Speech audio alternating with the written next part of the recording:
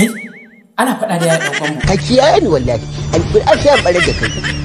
Yawwa, gama da shi yayi ɗan kwambo, gama da shi yayi. Ragargaje ka a gidan nan. A haka kumburin biredi.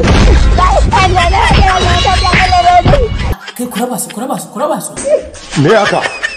Sai ka kashe shi kar ka sake mana irin wannan. Bosho, an raba su.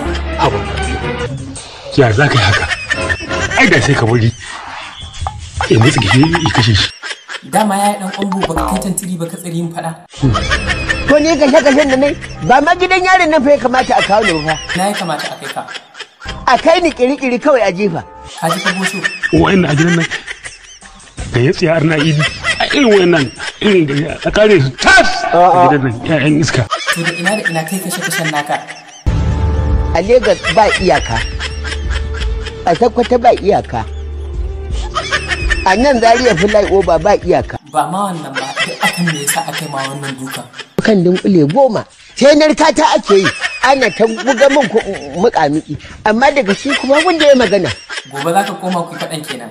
Dalla gafara mahaukaci yadda na je zan sake tare shi faɗa ne.